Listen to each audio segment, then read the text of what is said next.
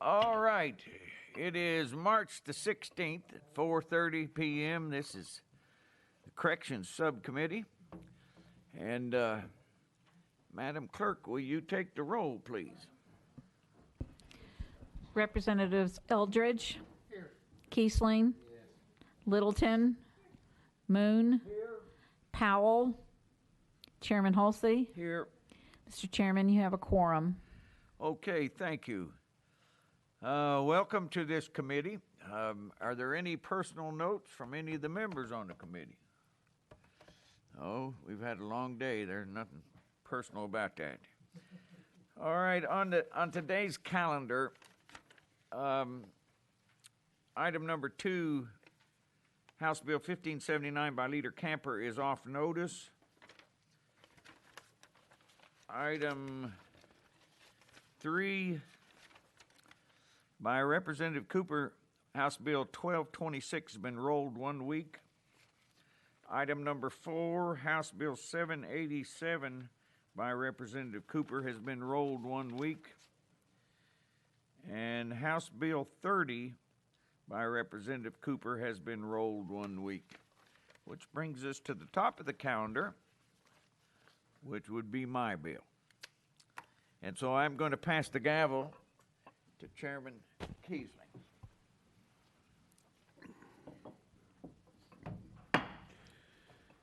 Okay, the gavel has been passed. We are now in session, and we are on item number 1, House Bill 72. We have a motion, and we have a second. Chairman. Thank you, Mr. Chairman. House Bill 72 comes out of a study from the Criminal Justice Task Force from 2019. They say in the last 10 years, the incarcerated population aged 50 and older in Tennessee has increased 51%. And in 2018, there were 1,776 individuals aged 60 and over in our 14 penitentiaries. And of course, as individuals age, they develop more medical issues and at higher rates than the general population. And across the nation, we spend 2 to 3 times as much for incarcerated geriatric individuals than anybody else. So this bill came out of that study and with those figures and what we're dealing with.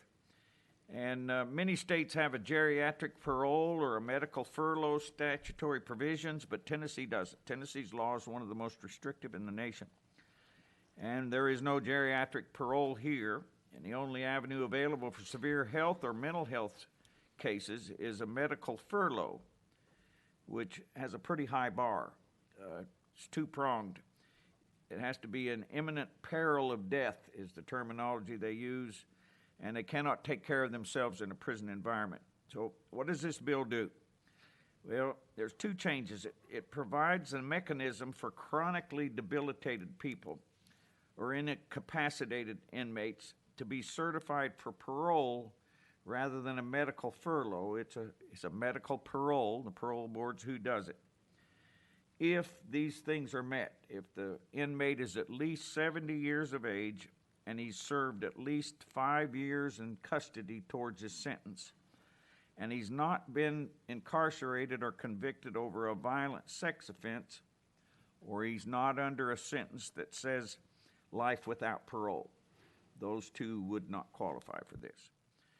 And coupled up with that, you have to have 2 sworn statements from medical doctors, one of them being the medical officer that works for TDOC.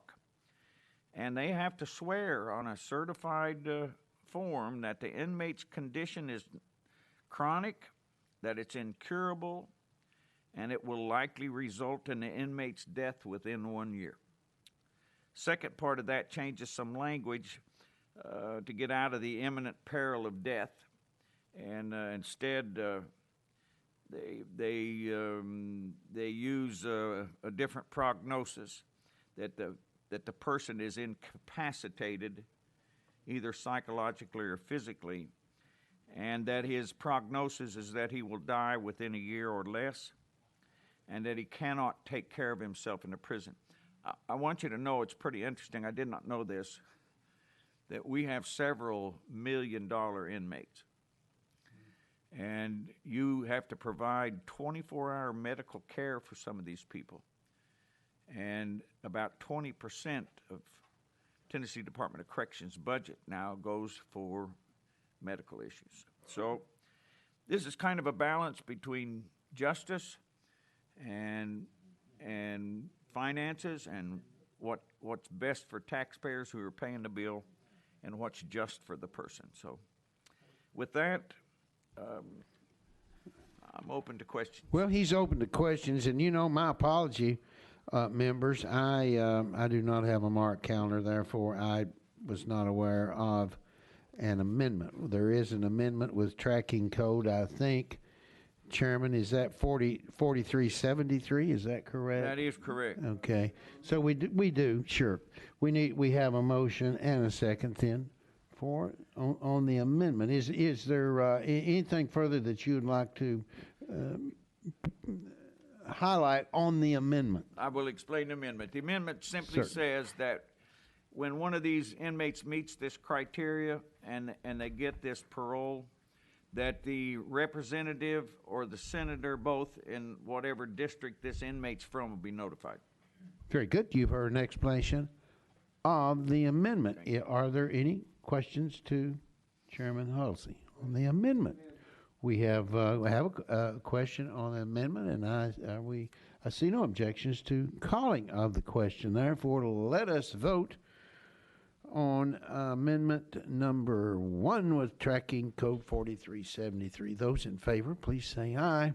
Aye. Those opposed, like sign. The ayes have it. So that amendment, Chairman Hulsey, is now on your bill, House Bill 72, as amended. Is there any further questions to Chairman Hulsey? I see none, and I think I heard a calling for the question. So with that, we are ready to vote. Those in favor of the bill as amended, please say aye. Aye. Those opposed, like sign. The ayes have it. And congratulations, Chairman Hulsey.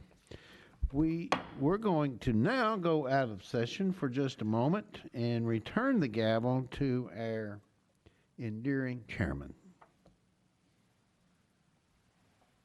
Thank you. Okay, we're back in session, and thank you, Chairman. I appreciate that very much, and thank you, committee. Is there any other business we need to bring up? Yes, Chairman Little. I want to say a special happy birthday to Chairman Kiesling. I know Yes, we did it indeed. over in state, but I didn't say it, so happy birthday. That's right, he got a cake today, had 58 years of age, and that's pretty good. You look pretty good, 58. Any other business? Is there a motion to adjourn? We are adjourned.